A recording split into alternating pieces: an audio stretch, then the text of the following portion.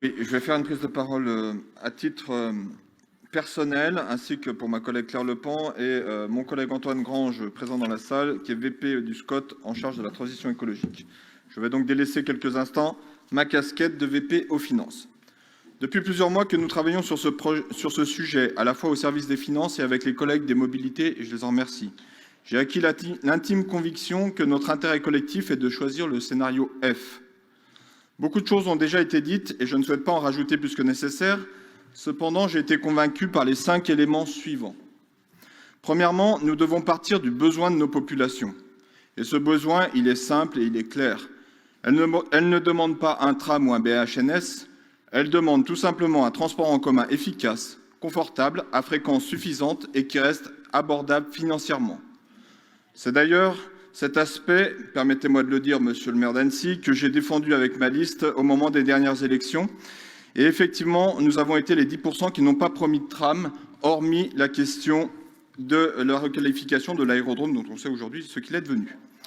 Il s'agit bien pour nous ici de créer l'offre qui réponde à cette demande et à ce besoin des citoyens, et non pas, comme je l'ai lu, de dire que c'est l'offre qui créera la demande, ce poncif libéral totalement déconnecté des réalités. On a déjà eu assez de projets soi-disant porteurs qui devaient tant attirer et créer une demande si florissante. Et je pense ici en particulier au projet de centre des congrès. Là aussi, l'offre exceptionnelle devait créer la demande.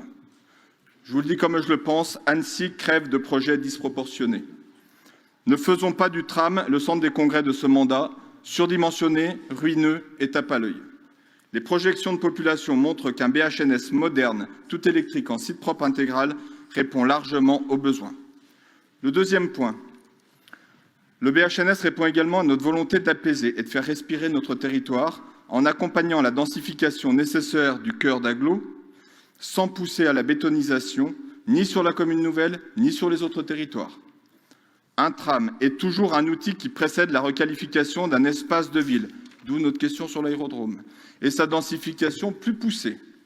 C'est d'ailleurs pour cela que les ratios de reports modaux présentés ici sont largement, à mon point de vue, surestimés pour le tram, car je rappelle qu'il calcule le report modal 10 ans après la mise en service d'une ligne, quand les constructions neuves sont venues s'agglutiner autour de l'axe de tram.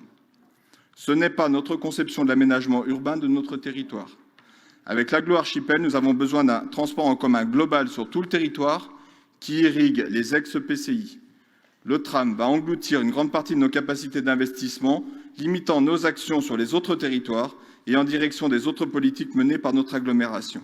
Ça a été dit, ne mettons pas tous nos œufs dans le même panier. Troisièmement, la vitesse de réalisation d'une voie en BHNS est plus rapide qu'une voie en tram. Cet aspect est important, à la fois parce que je considère que nous n'avons plus le temps d'attendre au regard des urgences climatiques et sanitaires, ainsi que de nos orientations du PCAET et du PDM, mais aussi parce que je pense aux riverains, ménages et surtout commerces, qui ne pourront supporter financièrement des mois de travaux. Faudra-t-il, en cas de choix du tram, créer un fonds de soutien au commerce, non pris en compte dans nos projections financières actuelles ? Je reste convaincu que l'on peut rêver de réaliser les 5 branches de BHNS en un peu plus de 2 mandats. Pour moi, c'est une nécessité. Quatrièmement, financièrement. Je crois que la solution du tram comporte 2 risques de dérapage majeurs des coûts. Je rejoindrai Roland Davier. D'abord, la solution mixte nécessite, pour certains équipements et personnels, de les dédoubler. Les solutions mixtes sont toujours porteuses d'aléas forts sur la maîtrise de ces coûts, qui sont bien plus limités avec un réseau avec un seul mode de transport. Le deuxième risque est encore plus grand. Comme je l'ai dit tout à l'heure, et ça a été montré dans la présentation, pour que le report modal soit maximal, les retours d'expérience montrent qu'il y a des conditions à respecter. La ponctualité, qui sera garantie grâce au site propre intégral, le confort, qui est semblable entre un BHNS et un tram, le prix du ticket et de l'abonnement qui doivent rester raisonnables, et enfin, et c'est là où je veux en venir, un cadencement important avec un passage au maximum toutes les 10 minutes. Car on sait que sinon on doit sortir les dépliants avec horaire et que dès lors on perd toute une partie de la population qui préférera continuer à prendre sa voiture. Or, les coûts d'exploitation ici présentés ont été établis sur la base d'une capacité d'emport et non pas d'une fréquence de passage. Ainsi, on sait qu'avec les coûts exposés tout à l'heure, on aura moins de passages de tram que de BHNS sur les lignes concernées. Le cadencement du tram est dégradé par rapport au BHNS, et cela, pour moi, risque fort de créer un mécontentement de la population qui, voyant passer trop peu de trams, va en réclamer davantage, et nous aurons mis le doigt dans un engrenage qui, budgétairement, sera compliqué à suivre.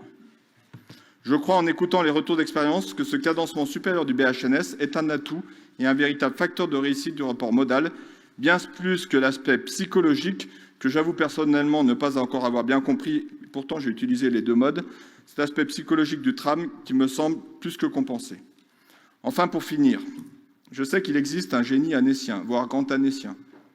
Mais quand je regarde les créations ex nihilo de réseaux de transport aujourd'hui en Europe, je vois que de nombreuses collectivités optent pour le BHNS et que le tram est largement distancé.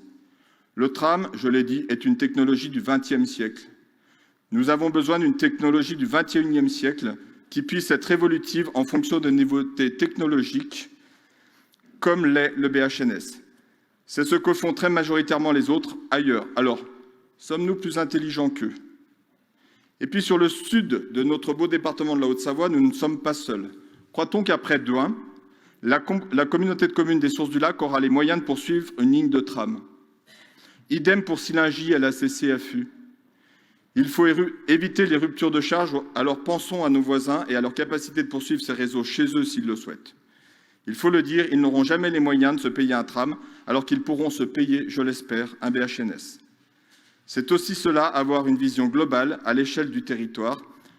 Et je remercie au passage ce soir le président du SCOT, Antoine de Menton, ex-VP aux Finances, retenu au Salon des maires de me faire l'honneur de porter son pouvoir. Pour toutes ces raisons, je vous invite donc à voter le BHNS, le scénario F. Investir sur du BHNS, ce n'est pas investir dans un sous-transport, ce sont 559 millions d'euros pour un réseau de qualité, moderne, adapté et évolutif, qui n'oublie pas de garder des capacités d'investissement pour les autres territoires de notre agglomération et pour nos autres politiques publiques nécessaires pour réussir notre mandat. Je vous remercie.